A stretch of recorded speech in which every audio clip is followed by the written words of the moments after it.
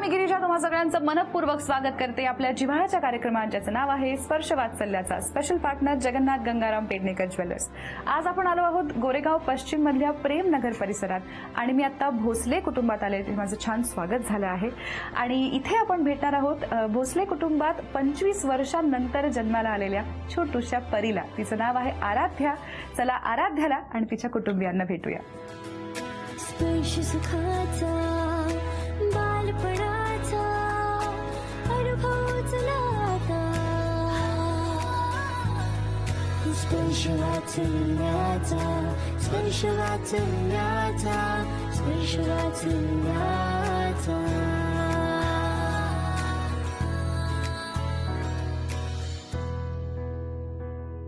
हा कोण आहे? ह्याचं काहीतरी नाव ठेवूया. ह्याचं नाव आहे Bunty. Okay, Bunty says hello. Hello hello. घे तुझ्याकडे ठेव बंटीला. चला, बंटीची माझी आणि आराध्याची मैत्री होते तोपर्यंत जाणून घेऊया हे सगळे आराध्याचे कोण आहेत. तुमच्यापासून सुरुवात करूया. नमस्कार, मी नीता विकास भोसले. मी आराध्याची आई आहे. ओके. नमस्कार, माझं नाव विकास प्रभाकर भोसले. मी आराध्याचा पप्पा आहे. ओके. नमस्कार, मी पल्लवी रमेश शिंदे आणि मी आराध्याची मावशी आहे. मी आराध्याची आजी आहे, सरला रमेश शिंदे. आराध्याचे मोठे काका अमित प्रभाकर भोसले. मी आराध्याची आजी आहे, सुनंदा प्रभाकर भोसले.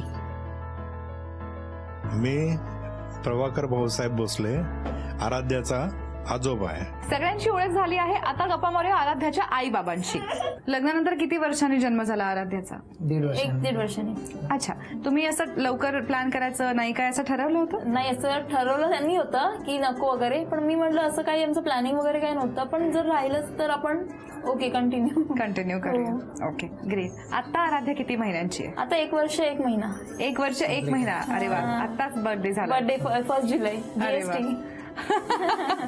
जीएसटी घेऊन आली आहे. जीएसटी आली होती. मॉर्निंगला तिचा मग जन्म झाला. पहिल्यांदा बाळाला हातात घेतल्यावर कसं वाटतं?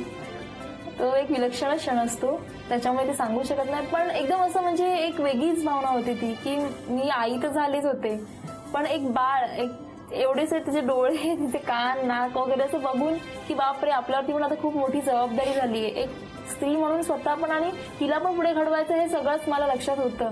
त्याच्यामुळे म्हणजे खूप मी हॅपी होती. वा. तुम्हाला कसं वाटलं पहिल्यांदा बाळाला हातात घेतल्यावर? छोटे छोटे डोळे, हात वगैरे. मला तर थोडी भीती वाटत होती, तिला घेऊ की नको घेऊ. लहान बाळ असतं, घ्यायचं हातात म्हटल्यावर भीती असते.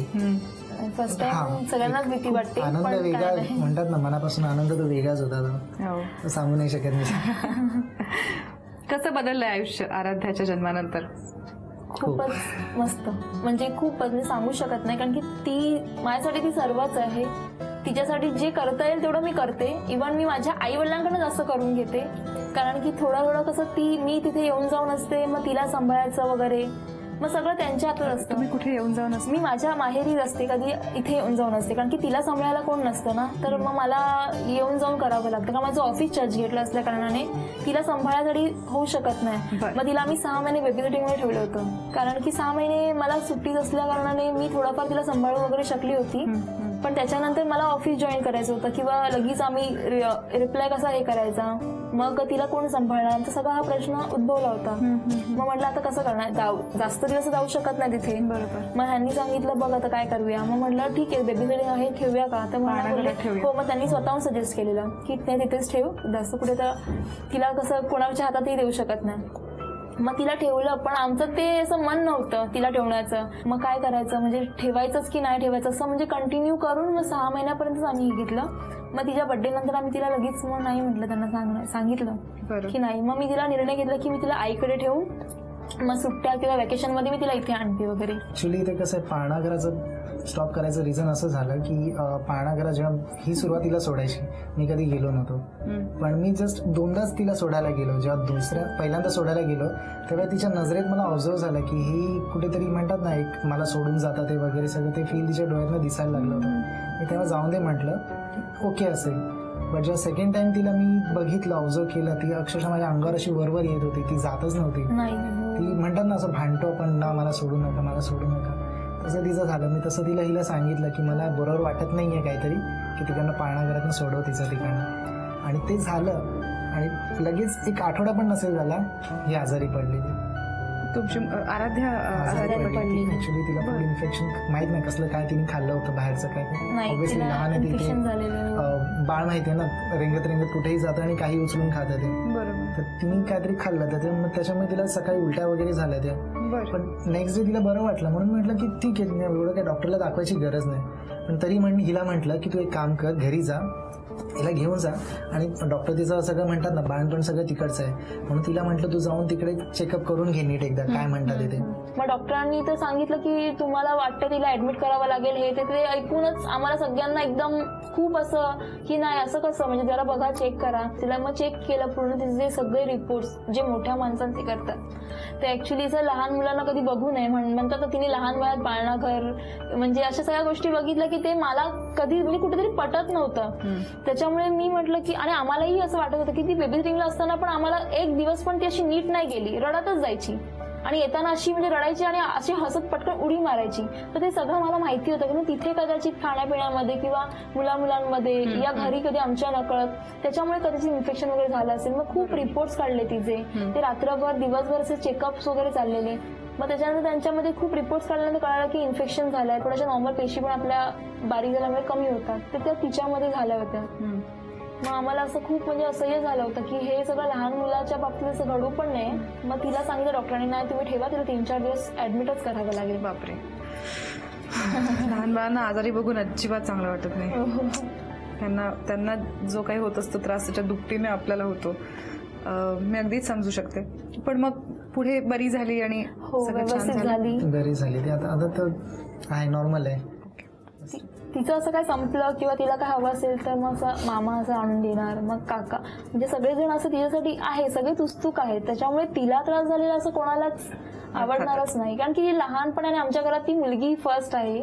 अच्छा. हा एवढ्या वर्षांनी त्यांनीच मला सांगितलेलं की आपल्या घराण्यात ही पहिली मुलगी आहे 25 ऍक्च्युली वर्षानंतर. असं म्हणू शकते की भोसले घराणं त्यांच्या की 25 वर्षानंतर एक मुलगी झाली. अरे वा खूपच लाडाची. हो सगळ्यांनी फक्त एकच सांगितलं चांगली आहे लक्ष्मी आली तुमच्या घरी. आणि ज्यावेळेला अजून एक गोष्ट जेव्हा बेबी झाली होती ना त्यावेळेला मी सगळ्यांना एकच मेसेज केला होता मेरी घर आई एक नन्ही परी.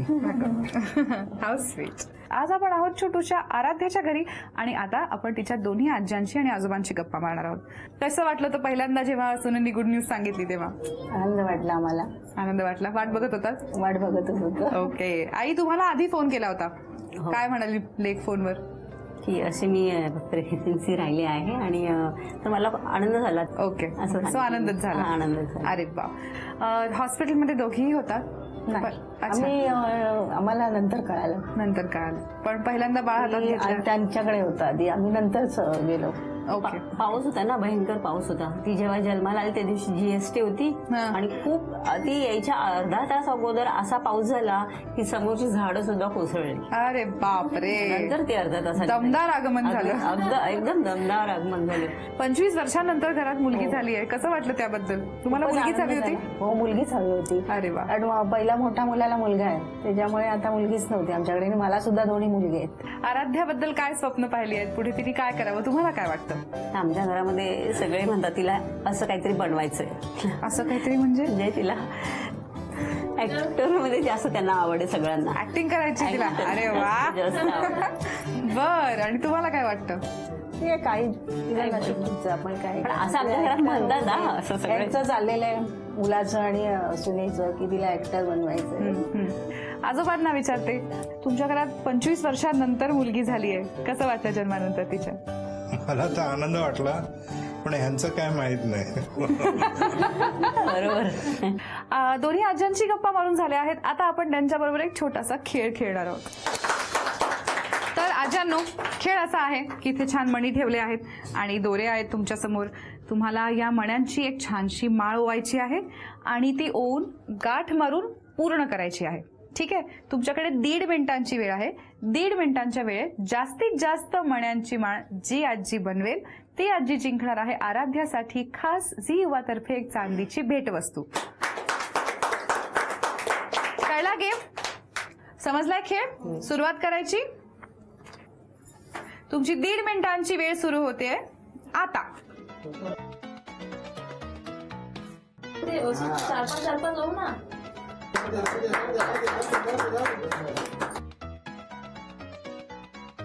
कुठलेही मणी घेतले तरी चालतील, असे सेम घ्यायचे तसं काही नाही.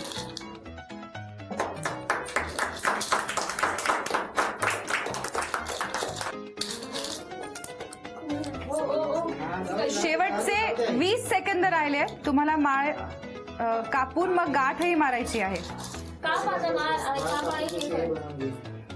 शेवटचे 10 सेकंद उरले आहेत.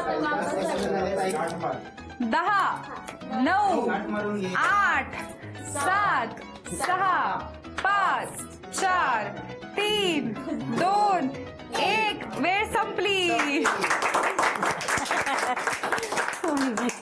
मोजायचे म्हणी.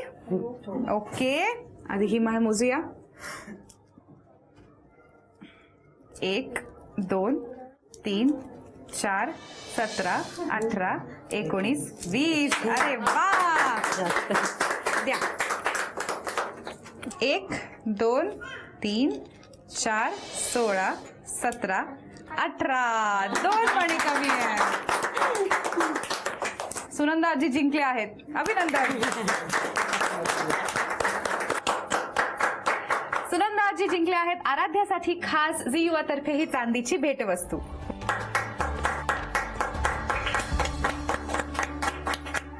आपण आहोत छोटूशा आराध्याच्या घरी आणि आता आपण तिच्या कुटुंबियांशी काही गप्पा मारणार आहोत. तर मला आराध्याच्या आजी आजोबांना आणि काका काकूंना असं सांगायचंय की तुम्ही सुद्धा तुमची मुलं वाढवली आहेत, त्यामुळे अर्थातच तुम्हाला अनुभव आहे आणि बाळाचं संगोपन छान पद्धतीने कसं करावं ह्याबद्दल तुमच्याकडे सूचना असतील, काही गोष्टी तुम्हाला बदलायला सांगाव्याशा वाटत असतील, पण आपण सहसा या गोष्टी बोलून दाखवत नाही, कारण आपल्याला वाटतं आईबाबांना कसं वाटेल, आता ते त्यांचं मुलं आहे. पण मी तुम्हाला ही संधी देते. या माध्यमाला आम्ही म्हणतो किती सांगायचंय मला.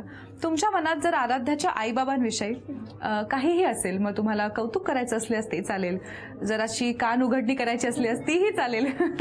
तुम्हाला जे काही त्यांना सांगावंसं वाटतंय ते तुम्ही या माध्यमातून त्यांना बोलू शकता. आणि आराध्याच्या आईबाबांनी तुम्हाला या अशा स्माइलीज मधनं प्रतिक्रिया द्यायच्या आहेत. ठीक आहे. हे घ्या, हा या तुमच्या प्रतिक्रिया. कोणापासून सुरुवात करूया? कोणाला बोलायचंय? काय बोलाल सासूबाई? काय सूचना करायच्या आहेत किंवा काय वेगळं करायला हवंय त्यांनी? हा, ती माईमवरून इकडे येते ना तेव्हा रात्रीच्या वेळेला येतात, संध्याकाळच्या वेळेला यायला पाहिजे ना. तर रात्री 11, 11:30च्या दरम्यान येतात. मग तुम्हाला काहीच खेळायला मिळत नाही आराध्याशी? नाही ना, शनिवार रविवार ती इकडे येते, मग त्यामुळे दिवस लगेच संपून जातो. जरा लवकर या माहेरून घरी. हो नक्की. काय प्रतिक्रिया होतो, त्यामुळे मग उशिराच होतो यायला. लगेच लेक बाजू घेतोय. नाही, माझं जे आहे ते मी सांगतो. भाऊ मागून करतोय. काय प्रतिक्रिया? तुमची काय प्रतिक्रिया? सेम. तीच. दोघांनाही वाईट वाटलं. येतील पण लवकर, प्रयत्न करतील. बघूया. ओके, काय अजून कोण काय बोलतंय? दादा? परिवारात सगळ्यांबरोबर मिळून मिसळून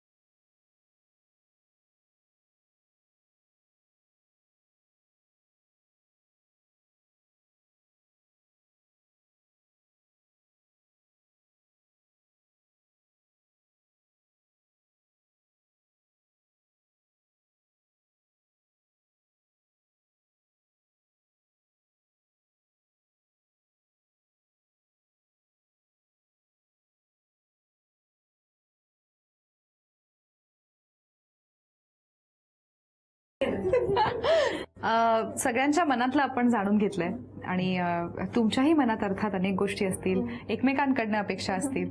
तर या निमित्ताने आपण काय प्रॉमिस कराल एकमेकांना?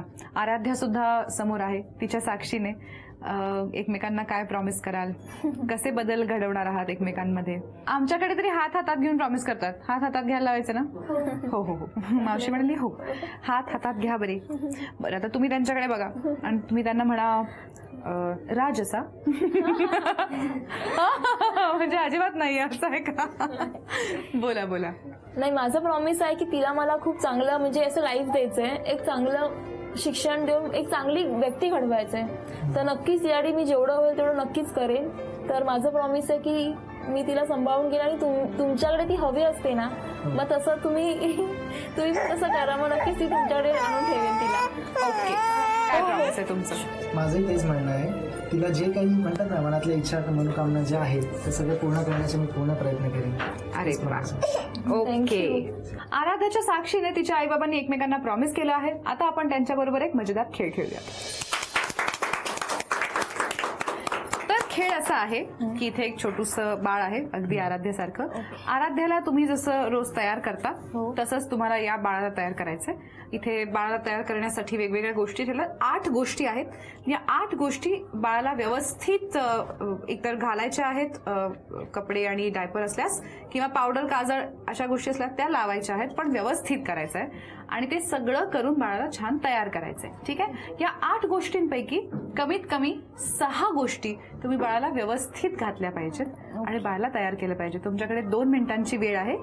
जर तुम्ही 2 मिनिटांच्या आत या 6 गोष्टी या बाळाला छान घालून तयार केलं तर तुम्ही जिंकणार आहात आराध्यासाठी झी युवा तर्फे खास मानाचा चांदीचा बाळकृष्ण. ठीक आहे. सोपा गेम आहे ना? आम्ही जर असं कठीण केलंय. मग अशी प्रॉमिस करताना तुम्ही एकमेकांचा कसा हात धरला होता तसा हात धरा पाहू. Very good. आता हा हात असाच ठेवायचा. उरलेल्या हाताने हे सगळं करायचंय मिळून. त्यामुळे तुमचं कोऑर्डिनेशन किती आपण बघूया. ओके, ठीक आहे. तयार आहात? येस. सगळे तयार? खेळ कळलाय? चेअर करूया सगळ्यांनी. ओके. तुमची 2 मिनिटांची वेळ सुरू होते आता.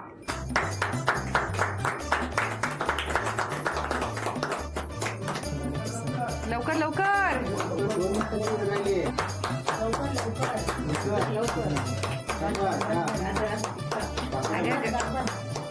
हळूहळू त्याच्या गाल मानेला लागेल. 1 मिनिट होत आलाय.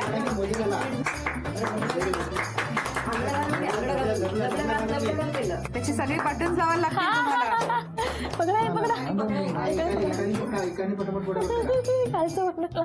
हे लागलं दिसेल. अरे अरे अरे, पाडलं बाळाला. आता शेवटचे 10 सेकंद राहिले. सगळे आपण मोजूया. 10, 9, 8, 7, 6, 5, 4, 3, 2, 1. वेळ संपली. अरे अरे अरे अरे अरे, काय अवतार केला बाळाचा. दाखवा बरं मला. टॉवेल मोजता येणार नाही कारण तो पूर्ण गुंडाळला गेला नाहीये. या द्या बरं माझ्याकडे बाळाला. अगं अगं बिचार, आदळआपट पण केली थोडीशी. छान छान, मस्त मस्त मस्त. चला मोजूया गोष्टी. ओके. सो पावडर लावली, काजळ लावलं, 2, 3 टोपडं, 4 झबलं, 5 डायपर, 6 मोजे आणि 7 ही छोटीशी पॅन्ट पण घातली आहे. अरे वा. इथेच ठेवा. चला, 7 गोष्टी व्यवस्थित घातल्या आहेत, पूर्ण केल्या आहेत. अभिनंदन, तुम्ही जिंकला आहात.